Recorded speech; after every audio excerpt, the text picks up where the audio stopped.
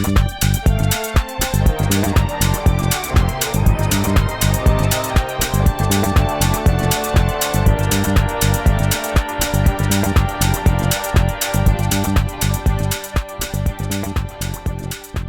and welcome to the People's Struggle Podcast, the official podcast of the International League of People's Struggle, the largest anti-imperialist and democratic alliance of people's organizations across the world. You can learn more about ILPS by visiting peoplestruggle.org, where you can read the political statements that we come out with on the burning issues of the people and the anti-imperialist struggles of the world, as well as learn about the global campaigns that our members are involved in. You can also have your organization join ILPS by clicking on the Join ILPS button at the top right of the website. If you haven't already, please follow us on Facebook, Instagram, and X. And if you would like to be added to our email listserv, please reach out to contact@ilps.info. And we also now have a link tree where you can easily find access to all of these and also information of our upcoming events and new resources at Linktree, that's ILNKTR.ee/ILPS_official. In today's episode, we'll be talking about the recent global week of action that ILPS conducted during the final week of March 2026. This was a week in which multiple major events related to the struggle against imperialism were taking place. And so, ILPS brought our members together to conduct protests, educational sessions, and other forms of activity and mobilization under a shared banner. First, let's briefly cover why ILPS held this week of action. On March 26th, members of ILPS joined the mass mobilization outside the building in which kidnapped Venezuelan President Nicolás Maduro and first combatant Flores were being subjected to a sham court appearance by the same US government that illegally abducted them in its attempt to break the Bolivarian Revolution. This attempt by the US did not work, as people took action around the world and in the streets of Caracas in the hundreds of thousands, calling for the return of Maduro and Flores and the full independence and sovereignty for the people of Venezuela. On March 28th, ILPS members took to the streets in India, the Philippines, the US, the UK, the Netherlands, Switzerland, Spain, and many other countries to join the Global Day of Action to stop Operation Kagaar. This bloodthirsty campaign by the fascist Modi regime in India has been waging all-out war against Indigenous Adivasi communities, peasants, and the revolutionary movement as it clears the way for imperialist mining interests in the country. The people of the world declared their militant solidarity with the toiling masses of India through mass action on March 28th. On March 29th, we held the Day of the Landless. Peasants, fisherfolk, indigenous peoples, and other rural peoples mark this day annually to fight against land grabs, high usury and land rent, the imposition of foreign-owned genetically altered seeds, rising costs of farm inputs, and many other harsh impacts of the imperialist-backed landlord system across their countrysides. Protests and education sessions were held by ILPS members in Pakistan, Indonesia, Thailand, the Philippines, and other countries, many of whom spoke online at the Global Landless Speak Out webinar. March 30th marked the 50th anniversary of Palestinian Land Day, as the Zionist entity, backed to the teeth by the US imperialism, continues to implement its genocide against the Palestinian people through the ecocide and forced starvation in Gaza and the police state and settler lynch mobs in the West Bank. The Palestinian people joined the people of Lebanon, Yemen, Iran, Iraq, and throughout West Asia in resisting the fascist Zionist project until the full liberation of their lands. ILPS members in Senegal, Jordan, and many other countries took action in solidarity, on Palestinian Land Day. While each of these days and the issues that they speak to may seem unconnected at first, they all speak to the sheer monstrosity of US imperialism, attempting to maintain its status as the hegemon in a multipolar world, and the ensuing reaction, plunder, and exploitation unleashed from it, worst of all on the toiling and oppressed masses in the colonies and semi-colonies. The US desperately claws like a dying animal in its strategic decline, while it and its allies have abandoned any false pretenses of human rights or respecting a so-called rules-based order, openly stating their colonial aims of enslaving nations to steal and export their land, resources, and labor power. It is in these dire conditions of imperialist crisis and the resoluteness of the militant resistance globally for land, liberation, and sovereignty that the International League of People's Struggle called on its member organizations to take up the shared call during this week of action to destroy US imperialist war and conquest, take back our people's land and sovereignty. You can read more on the background of the ILPS Week of Action and see pictures and videos of ILPS members' actions by visiting peoplestruggle.org/march-actions. To talk more on the Global Week of Action and the shared connections of struggle and solidarity that it embodied, we are joined by 4 guests today who will speak on the issues in their countries and what bridges them together. Today, we will hear from 4 women at the forefront of their people's fights for national and social liberation and defense of their nation's sovereignty against imperialism. We'll hear from Luina Jaramillo. Luina is a Venezuela educator by vocation and a mother of 3. She lives in the vibrant Santa Rosalia parish, specifically in the Cota 905 neighborhood, a place with deep history that is actively transforming its reality.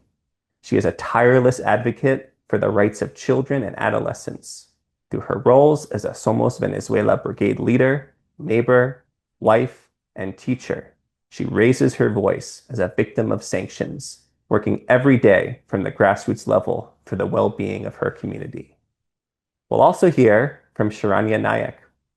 Sharanya lives in a farming commune in India called Radmantipada and has worked with Adivasi communities of southern Odisha since 1999 and as a solidarity worker with Adivasi communities across the central region of Rayaganda, Malkangiri, Bastar, and Koraput on issues of land, forest, language, intergenerational learning, mining resistance, militarization, and culture. She's a program advisor with Rights Forum, a member of the Asia Pacific Women's Forum for Law and Development, and a member of grassroots advocacy networks Indigenous Peoples Land, Life, and Knowledge Collective, a member of ILPS, and a community network against protected areas. She has been part of fact-finding missions, people's tribunals, and research on militarization of Adivasi territories and sexual violence as a tool of state repression, fighting against forced evictions for conservation projects, dams, and extractive mines. We also have with us Kathy Estavillo. Kathy is a peasant leader and Secretary General of the National Peasant Women Federation of the Philippines, or AMIHAN. She's the spokesperson for the Bantay Bigas Network, a Philippine-based watchdog group and network that monitors rice prices, supplies, and government agricultural policies to protect local farmers and consumers. They advocate for strengthening local production over importation, protesting high market prices. She's the current Secretary General of the Asian Peasant Coalition as well. And finally, we're joined by Mariam Jaajaa. Mariam is the General Manager for the Arab Group for the Protection of Nature, or APN, an independent grassroots organization concerned with strengthening the capacity of Arab countries to build sovereignty over and protect their food, land, and environment against all hazards, including the destructive impacts of wars and foreign occupations. APN works across Jordan, Lebanon, and Palestine, where their flagship initiative, the Million Tree Campaign, took root under the slogan, "They uproot one, we plant 10." Mariam holds a BA in International Development from Leeds University, a graduate diploma in economics, and an MSc in Development Economics from SOAS University of London. She's an expert on the topics of food sovereignty, environment, and land tenure, and has facilitated international and Arab civil society delegations in international platforms to confront the weaponization of food and environment, an advocate for lasting decolonial justice. Everyone, welcome to the People Struggle podcast. Luina, let's begin with you. Luina, what are the Venezuelan people's reaction to the March 26th court session and continued imprisonment of President Maduro and first combatant Flores? Hello, good morning. Thank you for the presentation. It was really good. I want to greeting to all the people in the struggle in the war. Actually, I was hearing you of the presentation of my colleagues out there, and I feel like, oh my God, what a compromise I have right now. I want to answer you directly for the first question. It is important to know that what the world witnesses on March of was not uh, an act of justice, but an act of international piracy. The Venezuelan people react with dignified indignation. We do not recognize the jurisdiction of an imperial court over our President Nicolas Maduro and the first combatant Cecilia Flores. To us, this is a political kidnapping. The reaction has not been the chaos that the empires expect to have here, but rather radical organization. As a teacher, I see an amazing political clarity in my students, in the fathers of my students. Uh, it is something important that we can see what is happening here for real. Uh, the families of our students, we understand that this is attack. It's not against to individuals, but it's against the symbol of our self-determination because we decide this government, we vote for him, and this is the one that we want. There is a blend of mysticism and firmness. We remain in permanent assembly in prayer, of course, because I'm a Catholic, so I believe in God, and in mobilization. The moral of the people is intact because we know historical truth is in our side. This aggression has only accelerated the unity of all patriot forces under the leadership of acting President Desi Rodriguez. It is important to know that each Venezuelan know that we have problems, but we have the right to decide to solve the problem.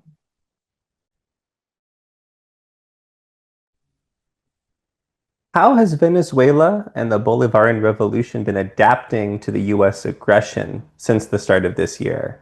And what has been the role of the government and what has been the role of the communes?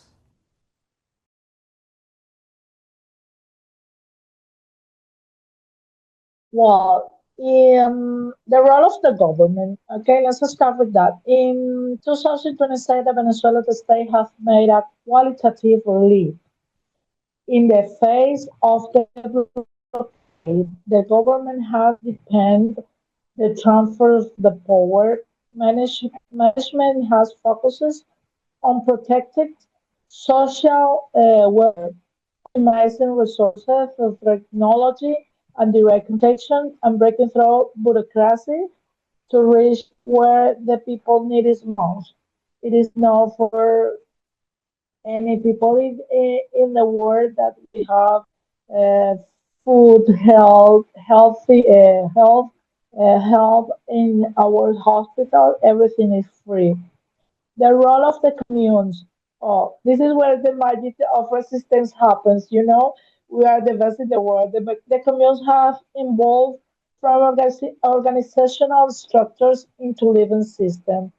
In territories like La Cota 905 or the Code 905, where I live, the commune guarantees food sovereignty, community health, and above all, education. We are applying what we call creative resistance. We adapt using what we have.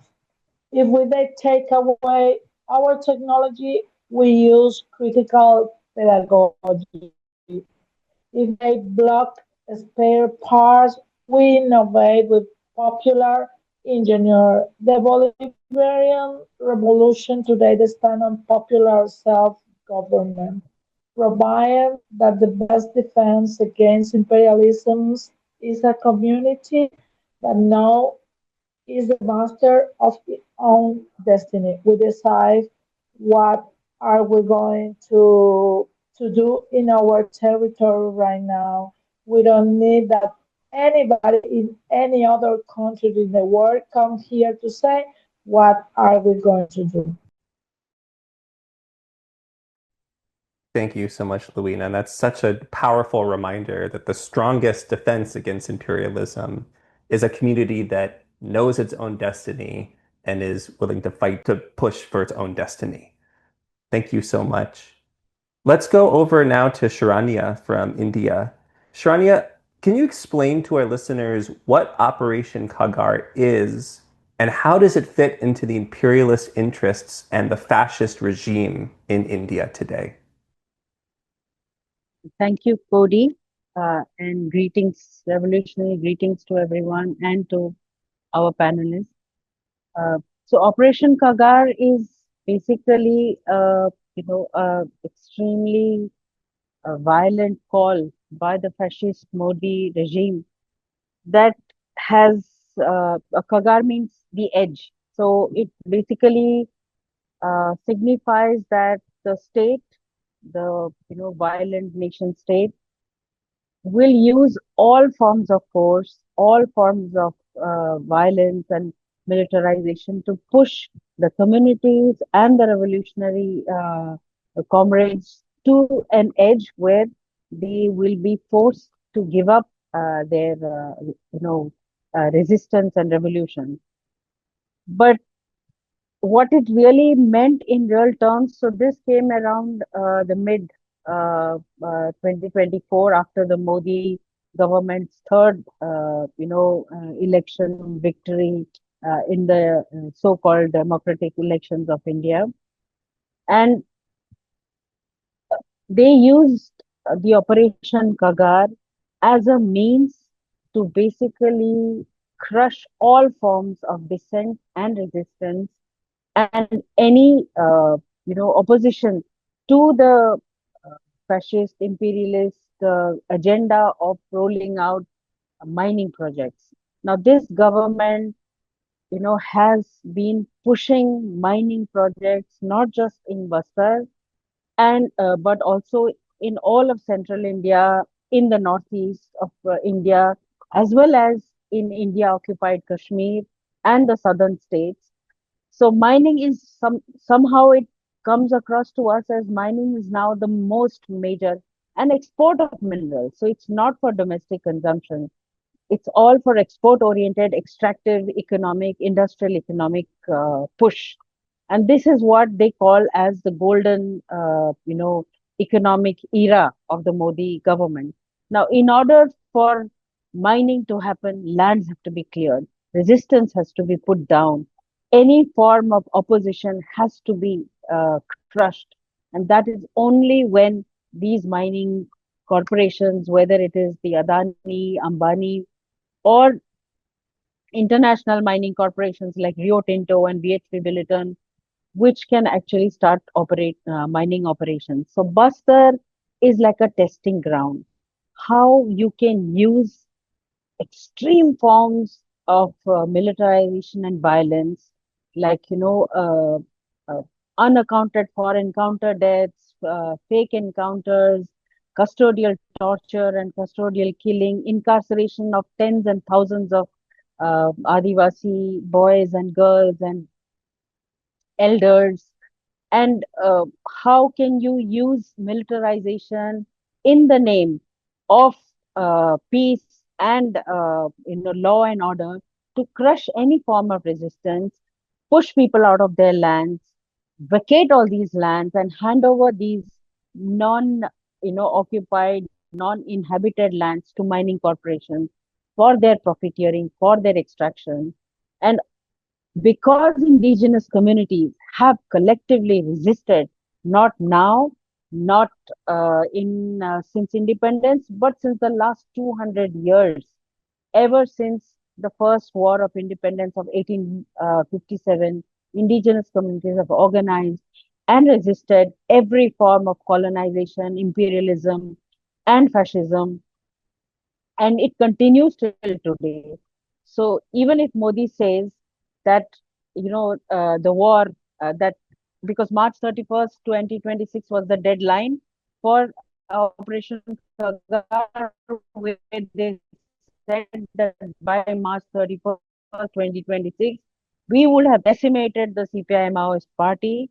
Even if what they say is true, but resistance will continue because you can only put down people. You cannot put down an ideology. You cannot put down people who want autonomy, who will fight for their self-determination, autonomy, and liberation. Thank you. Thank you, Sharanya. Absolutely. You can put down as many people as you can try, but you can't put down the will to keep fighting for liberation, Yes. like you're saying. Tell us a bit more about this, actually. How are people continuing to resist counterinsurgency in India? And in particular, could you tell us more about the anti-mining resistance movement in Odisha that you are very connected with? And so the a lot of the central Indian region that so the place where I live in Koraput is actually part of the much larger idea of Gondwana or the Gond kingdom, which originally consisted of Bastar and Malkangiri, Koraput, and parts of Telangana, Maharashtra, and Madhya Pradesh. So this huge idea of Gondwana is has always been the site of resistance, but also has almost 70 to 80% of the reserves of every. I mean, if you look at coal, you look at iron ore, you look at bauxite, you look at gems, gold, any mineral you say. So this being an extremely mineral rich habitat, which has been nurtured and cared for by the indigenous communities, the target for the state's militarization operations has also been here. But communities have also organized themselves. Like in Bastar, they had formed the Molvasi Bachao Manch, which was a fabulous, formidable, organization of indigenous, Adivasi, young adolescent boys and girls who left their colleges and schools because they realized the danger of the occupation of their lands for mining operations. In Koraput, in Tijmali, where we are fighting against bauxite mining by Adani, by Vedanta, by Aditya Birla Group, the communities have also further organized themselves into small community movements, and they are resisting, they are occupying their lands. So the most major forms of protest in Bastar and in our region, in undivided Koraput, has been to sit on the road in the lands which are being, which are going to be physically occupied by mining companies. Put yourself there physically in body to resist any form of occupation, which I see very much happening in Palestine. And it reminds me that that our solidarity extends fully to the Palestinian people, where they also are fighting against settler colonization and settler occupation. And so one form is to have sit-in protests, to set up protest camps. In Bastar, they had around 65 protest camps, which some lasted for even up to 2.5 to 3 years. In Tejmali, in our region, we are actually in the next month, on May 31st, we are going to celebrate 1 year of setting up our protest occupation camp, where we are sitting, where on rotation basis, communities are sitting on the mining site saying we will not give up this land. The other forms are legal challenges, where we use the National Green Tribunal, the High Courts, the Supreme Court to challenge all the legal violations that corporations in nexus with the state governments, are like, for example, like forging consent for the diversion of forest land for mining purposes. Indian protective laws require that mining corporations need to take 70% consent of land losers for consent. So we've been actually taking them to court, challenging these things. The other is constantly engaging with the social media, which, to our surprise, our indigenous, youth leaders have actually taken a huge, I don't know, like what, like they've been occupying these spaces, these digital spaces, which for ages now was being occupied by upper caste, upper class, urban, educated masses. It's our indigenous boys and girls who are making short videos, small videos, explosive videos, investigative videos, and putting it out on social media through different platforms in order to expose what the government is doing in the name of militarization for mining, and to expose and to also educate the others about the last form of resistance is about you know building up a huge paralegal team of community cadres who can fight court cases, because there have been huge incarcerations, custodial torture, custodial deaths. So we're constantly going using criminal cases to challenge the arrests of our leaders. Thank you so much, Sharanya. And we will be able to hear from all of our speakers, of course, at the end of the episode about how other people around the world can take action in solidarity with all the struggles you're hearing about. Again, for our listeners, this is the People Struggle podcast, the official podcast of the International League of People's Struggle, or ILPS. We're hearing now from 4 speakers to talk about the ILPS Global Week of Action that was held at the end of March 2026. Let's go now to Kathy with the National Peasant Women Federation of the Philippines. Kathy, what is the history behind the Day of the Landless on March 29th? How has it promoted the struggles of peasants and other landless peoples across the world?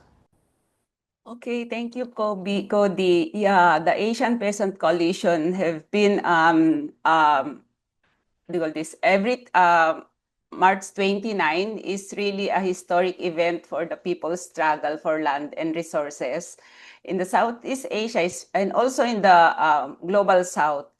APC have in March 29, 2015, APC declared Day of the Landless to really heighten our campaign to stop land grabbing. And of course, since 2015, we've been celebrating March 29 as a Day of the Landless, of which all the members of APC took this campaign and have put their campaigns against land grabbing, against militarization, And every year we have what do you call this statement of which we pass on to the different organizations, not just in the countries where our members are, but it's passed on worldwide. And from there, we get their signature in support of the campaign of the peasants. Since we live in time of global food crisis where digitalization, militarization, and capitalism have really dictate food system, especially in the global south. So farmers, the food producers, especially women, have experienced hunger. We have hunger, economic injustice, and violent conflicts. No, we witnessed the horrifying weaponization of hunger by imperialist power. No, and the starvation of the areas where the imperialists, especially U.S., launched war. No, so the Day of the Landless is also to educate not just peasant but the different sectors from our countries, no, that the campaign of the peasant with regards to genuine land reform and national industrialization does not only a campaign for the peasant, but it should be the campaign of the whole working people. Since we talk about food security, since we talk about our struggle for land, the struggle for land is the struggle for struggle against poverty.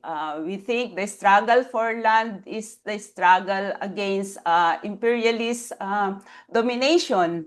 So from that, from our campaign with regards to Day of the Landless, it has multiplied with regards to those people who are being conscious of the different forms of struggles of the peasants, and also ventilation from the the Landless campaign. We do ventilate our alternative programs, alternative campaigns with regards to the different issues and problems of the peasantry. Tell us a bit more specifically about what some of these peasant campaigns look like. Can you tell us specifically about some of the current struggles and mass campaigns of peasants in the Philippines? Yeah, with regards to the campaigns of the peasants in the Philippines and including peasant women, we campaign for our land rights. No, we campaigned against the different neoliberal policies that have being imposed by the imperialist countries here in the Philippines. And of course, the neoliberal policies that have really made our life, our daily life here in the Philippines more hard, more very hard. So despite there are land grabbings here in the Philippines everywhere, no, land use conversion is everywhere. Crop conversions are everywhere in Negros, where there is 6,000 hectares of land used to be planted by used to be made productive by peasants and indigenous people, but this has been grabbed by multinational corporations, and it is being planted with to be planted with palm oil plantations. So the peasant in that area are organizing themselves. No, they are exposing the atrocities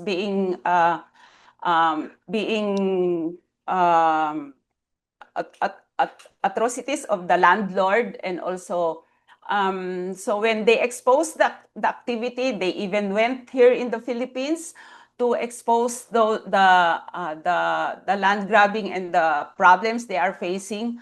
when they returned back, the leader of a peasant women was gunned down by a military. No, so with this, that is only one case here in the Philippines, and it's really rampant. Whenever there are projects that is being set up, put up in a community, if the community defend or fight back, sometimes their communities are being bombed, no? They are being militarized, and if the peasants are really very strong, they even bomb the communities just to shoo away the farmers, no, the communities, the people in that communities. But our organization are doing everything to expose these problems, and as we do alternatives, no, we do bungkalan or collective farming to defend our right, our position in the land, no. So it's very important for farmers to consolidate their ranks, and not just consolidate our ranks through mobilization, organizing, consciousness raising. We organize the different sector in the Philippines to help us in our campaign for genuine land reform, and also through APC, peasants from the Southeast Asia, from the global South, view that the situation here in the Philippines about land grabbing, land use conversion, crop conversion is very similar with other countries, with other peasant countries in the Southeast Asia and also in the global South. So it is very important that building strong movements of peasants to fight for their right to the land they are tilling, to fight for their right to the resources that is being resources should be the number one campaign, not just for the peasant, but for the whole working people in the global South, since we are the victims, no, of these different forms of imperialist domination, imperialist programs and policies that is being imposed in our food system, that is being imposed by the imperialist countries to our food systems. Thank you so much, Kathy, really for showing us that this struggle for land is the struggle for life itself, and for all of the militant energy and sacrifice that so many peasants are giving for this fight in the Philippines and all around the world. Let's go now to Mariam from the Arab Group for the Protection of Nature. Mariam, since the U.S. Zionist aggression against Iran and Lebanon started, it seems the genocide and ecocide in Palestine seems to have faded from global news. Could you tell our listeners what is happening right now in Gaza and the West Bank? Sure, Cody. Thank you very much for inviting us.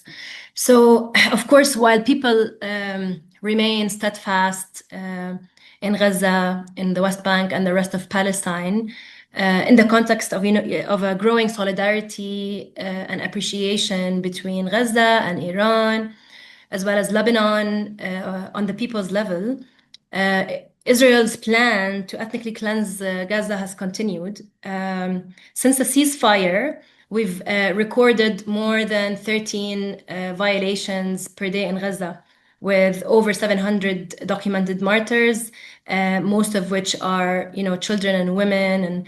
And since the war on Iran, end of February, the violations intensified, and Israel bombed Gaza 36 days out of 40 days. And in April, it really heightened. We've got, tens of martyrs, including, children such as 9-year-old Ritaj, who was sitting on her school chair, and many other stories. We still have around 2 million people who are displaced in campsites.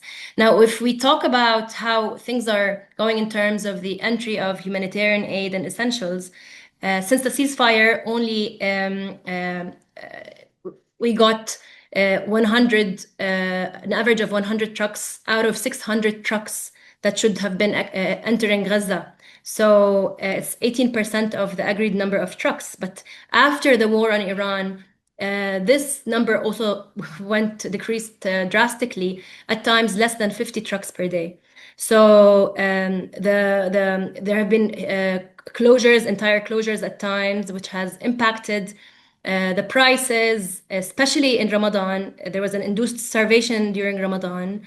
They were allowing private trucks coming in with a lot of non-nutritious food, and still seeds and agricultural inputs are banned entirely. The construction equipment is also banned. We have only 40% of the agreed quantity of fuel allowed in, heavy restrictions on medical supplies, and at the same time, 92% of medical evacuations needed by Palestinians are being blocked. So at the same time, people can't leave outside to seek medical care. And all of this has caused around or kept 77% of Gaza's population facing high acute food insecurity. When they claim that food is getting in, it's still inaccessible to most of the people because the prices are really high. And of course, we know that around 87% of agricultural land in Gaza has been razed. And the yellow line that they've agreed to stay in, the east of Gaza continuously expands.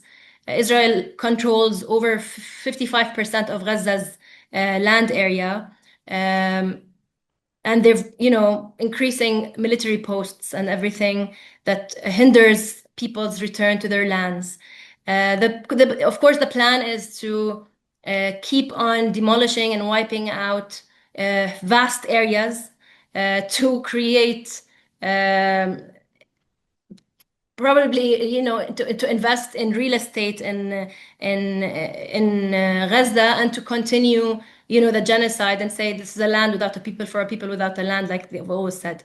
Now, moving on to the West Bank, of course, the settlements have been expanding. A lot of violations in terms of land theft, house demolitions, and a lot of concentration on the Bedouin communities to try to displace them.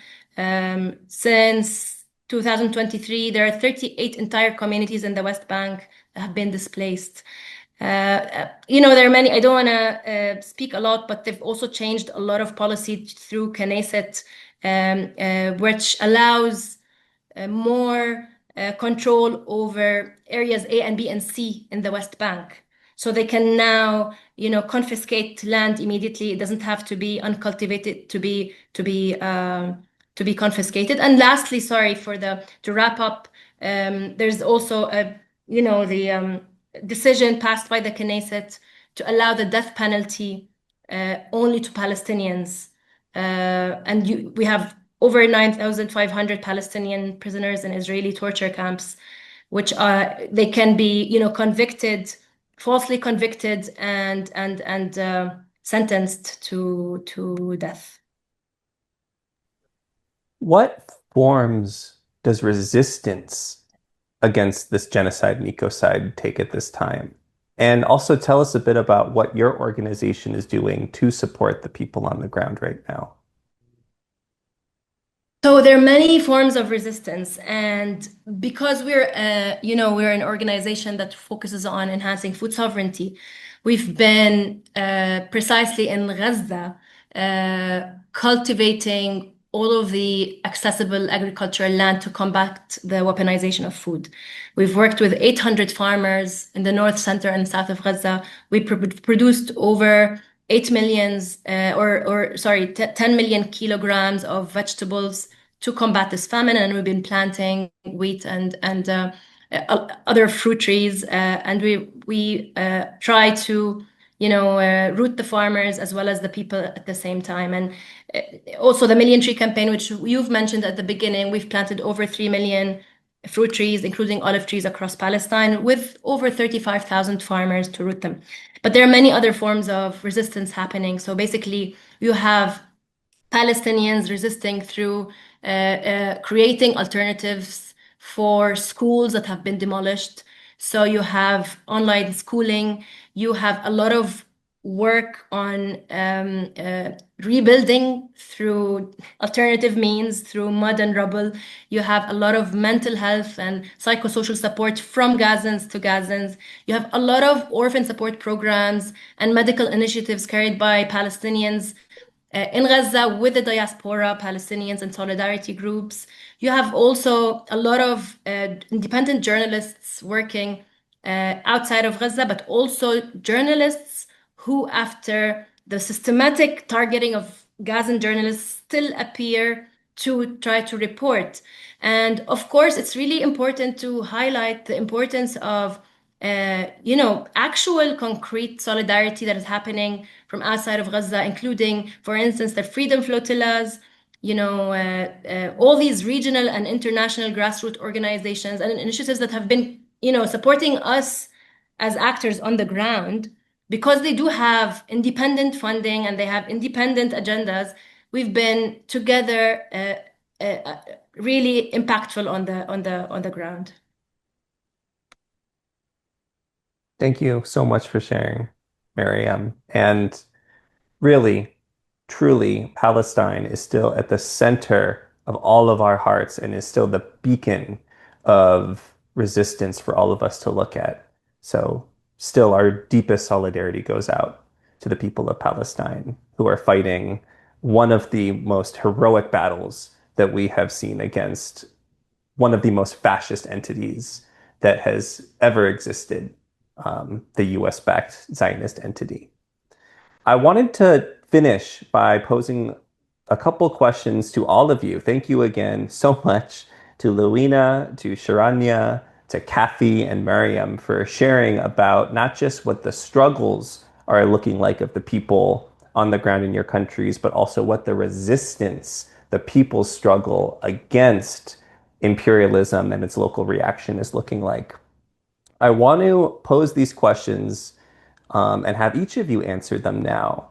The first question is, what connections do you see between each of your struggles that you've been hearing each other talk about?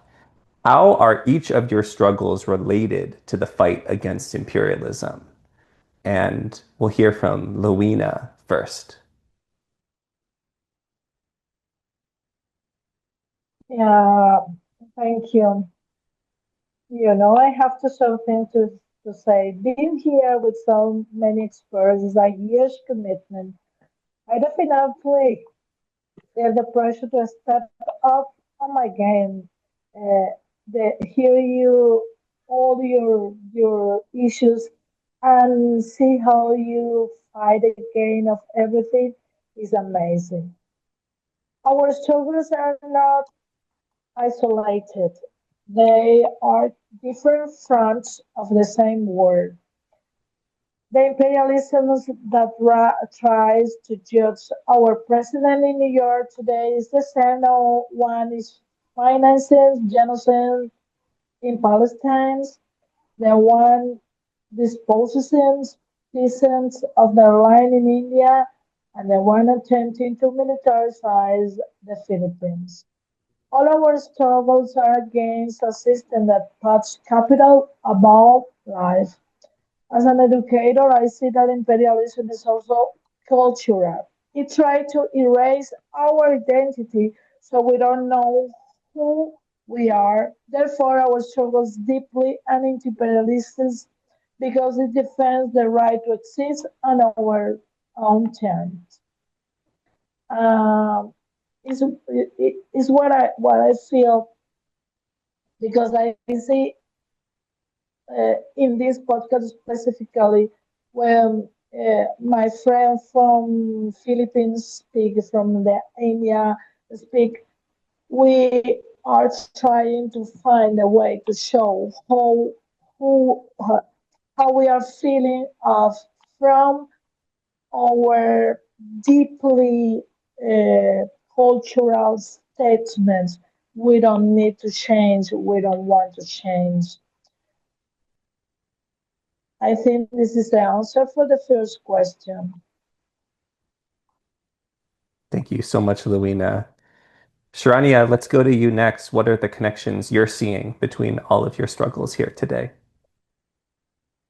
I see at the core of all the struggles that we've heard from is actually a very conscious, politically conscious community that has that defies all forms of repression and oppression, and is uniting to not just expose the oppressors but also continue to control and hold on to their lands, resources, their knowledge, their identity. And that itself is, I think, the most important form of resilience that we see that I see across communities, where they are standing, tall and strong against all forms of oppression. And the other thing that I also see very common to all, see in Philippines, in other countries, that communities have continued to stand strong and organized against governments, fascist imperialist governments, exposing them and resisting them. So I think the resilience of communities to fight back despite all the repression and violence is something that keeps my hope alive, that you know the day of autonomy, self-liberation, determination, and liberation is coming soon. So true. Thank you, Sharanya. Kathy, let's pose the question to you now. Okay, I think our problems are in our problems are very similar, no? Imperialism is our main enemy, since imperialism has really globalized hunger due to landlessness, due to land grabbing, due to different forms of anti-people policies in anti-imperialism and in cohorts with our local government, no? So for us, here in the Philippines, our struggle have what do you call this? Have been decades, no? Decades of struggle to attain our sovereignty. And from that, the peasants, no, the peasants and the whole toiling masses are really fighting back, na, really fighting back in defending our land and our resources, since this is our basic right. So we view that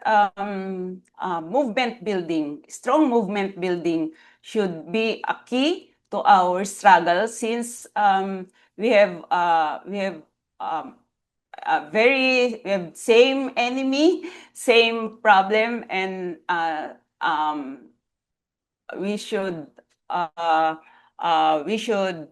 they call this, our forms, we should connect and at the same time push through with our different forms of struggles, like organizing, movement building, consciousness raising, not just among our ranks, but to the whole, for us, to the whole Filipino people. And for us, we could, it's only through struggle, it's only through armed struggle that we will be able to really get back our the land that is being taken from us, because imperialist domination is really, what they call this, very harsh, no? Using war to what do you call this, to get the resources they want from the neo-colonies countries. So we have to build strong movements. Without movement, an organization cannot be that strong. So again, we call on our comrades, not just within this podcast, but to the whole toiling people of the world, to get together and fight imperialist countries. Thank you, Kathy. And Mariam, we'll give the question to you now. What are the connections you see between each of your struggles here? Of course, we're all targeted because we refuse to sacrifice our land and people and resources to the ambitions of an imperial Epstein class. We all materially challenge the unipolar world order. Of course, imperial forces are threatened by our unity, or when we say, none of us are free until all of us are free. And then that's why they, in a very targeted way, they try to dissolve the connections and the solidarity we have either on a regional level or on an entire international level. And we, in our region, we have felt the divide and rule tactic for so long, and there's an awakening now, and people are trying to combat that. When some of the speakers before me, they were speaking about the mining in their countries, and I remembered one of the main struggles we have actually now in Jordan, where a lot of agricultural lands in the Jordan Valley are being targeted for confiscation. In our belief, it's to create a buffer zone for Israel and to displace an entire Jordanian rural community, and we're fighting that. So it's important for us to think of how and what worked between each other. Now, I really do believe that the Arab region and the people of the world generally can learn a lot from what's happening in Iran and from Iran. I realize that we've been spending in our region too much time on reshaping the Western idea of us, on external factors, convincing the West that we are humans, we have human rights. Whilst Iran had withstood 47 years of demonization and sanctions because it had focused on building itself from within. So they decolonized their food production, their medical sector, their arms sector. They've also were independent in terms of its intellectual growth, its education. They have very high education levels among both females and males. And while I look to our curriculums in our regions, they're being drawn by USAID and financial institutions. And, Zionist think tanks such as RAND, for instance, they've been writing our curriculums. And here you feel that maybe the multilateral sanctions and global isolation of Iran has ironically protected them from colonial economic and social indoctrination. And it's really was impressive to learn that the government in Iran are actually, studying Western philosophy and how it's built and how they think. Because we're used to, a lot of anthropological studies studying us as colonized peoples, to be able to colonize us. But this reverse education, I think, is really, really important.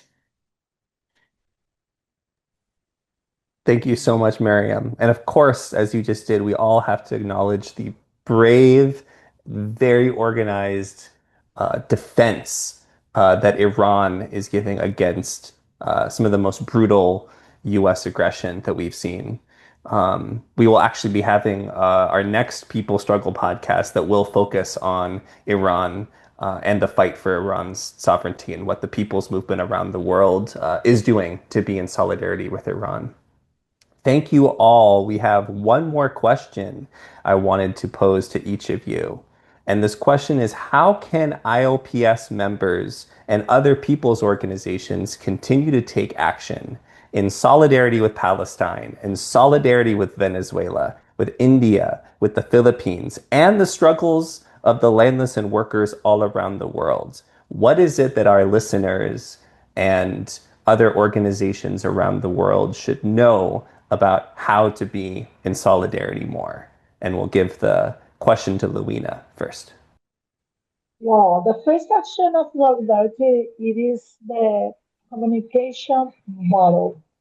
Every member of the ILPS must be a multiplier of the truth of our people. Tell the world that in Venezuela there is people educating themselves and building not a dictatorship. Okay? Actually, uh, to talk about my colleague who talked before me, I keep with the word education. Education is everything. That's why I'm a teacher. I propose to create a network for pedagogical and organizational exchange. Let our audience of knowledge strategies reach for resistance. We must continue in the streets of the world demanding the freedom of our leaders, as in Venezuela, and the end of the sections. Now, how many countries in the world are sanctions right now? Solidarity is endless of the peoples, and today that tenderness must be militant, organized, and without borders. Palestine will win, India will awaken, and Venezuela will resist. Such a powerful closing words. Thank you so much, Luina. Sharanya, let's hear from you next. How can ILPS members and other organizations take more actions in solidarity around the world? So, like I always feel that all these imperialist powers have globalized wars and globalized aggression, oppression, occupation. It's now time for us communities to globalize resistance. We globalize our voices. We occupy the narratives. We occupy the stories. We occupy every space that they and force them out of those spaces that they may physically occupy the land, but we can occupy the stories, the narratives. We globalize our resistance. We keep in we share our stories more. We talk across nations, across countries, across communities, and we learn from each other. We continue to build our global solidarities. And that's the only way that I guess, though, because it really is difficult for communities to physically come together. But, we can come together in various other ways because and use this technology, use uh, the digital spaces that they had been occupying all these decades now to tell our stories and to learn and share and nurture and care for each other.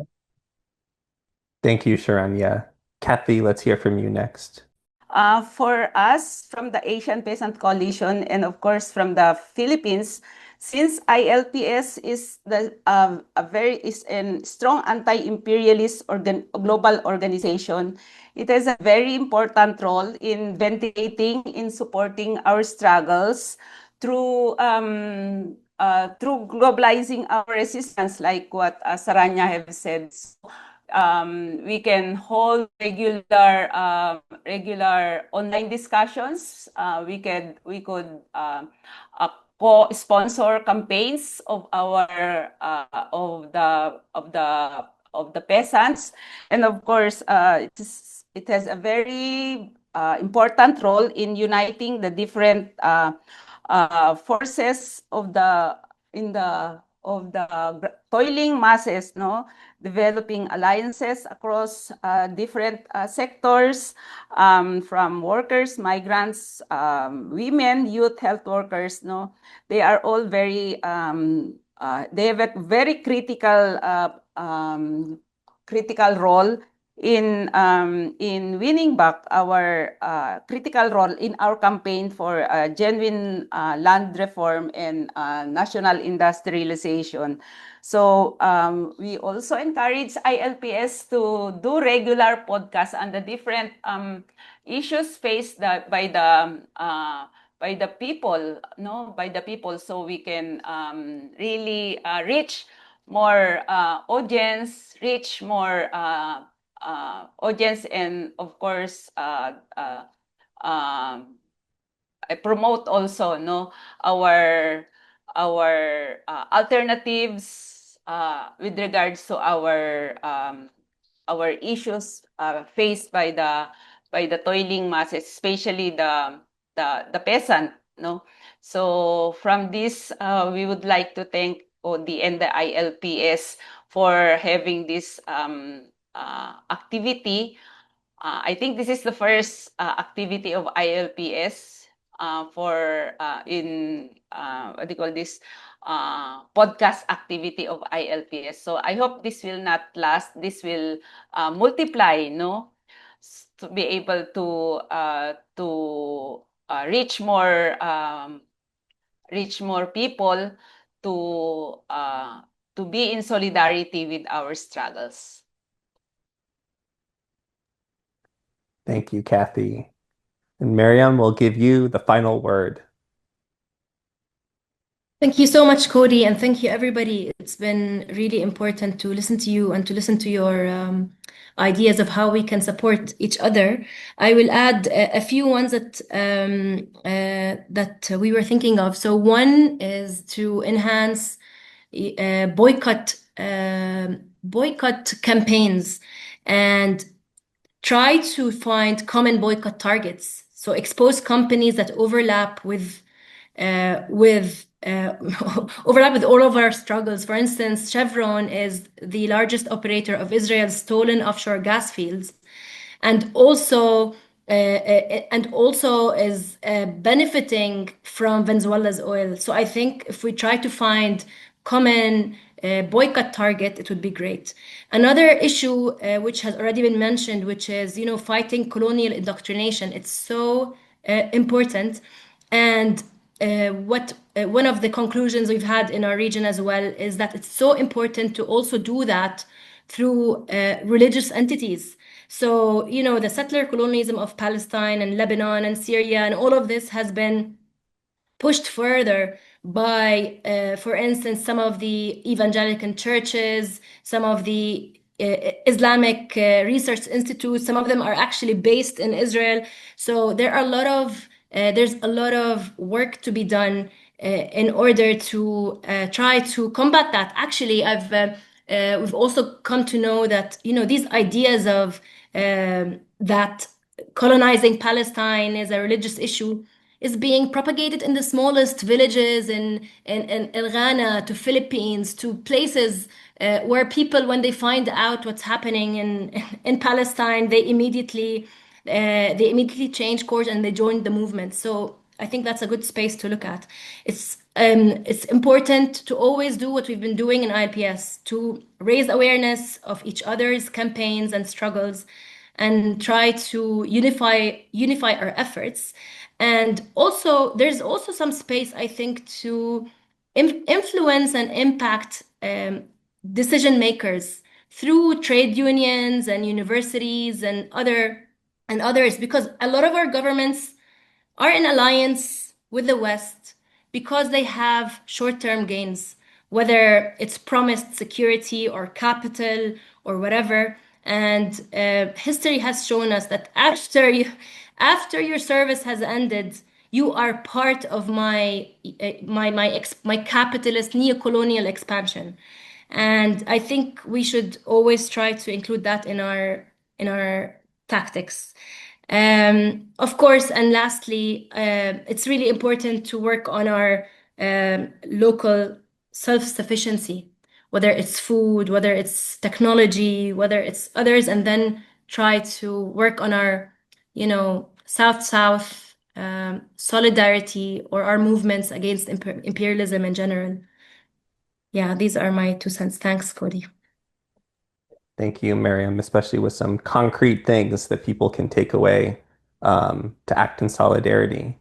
And really, thank you to everyone, to all four of you for speaking, to Luina Jaramillo from the Santa Rosalia Parish in Venezuela, from Sharanya and Nayak from the Indigenous Peoples Land, Life, and Knowledge Collective in India, from Kathy Estevirio from the National Peasant Women Federation of the Philippines, Amihan, and the Asian Peasant Coalition, and of course, from Mariam Jaajaa from the Arab Group for Protection of Nature based in Jordan.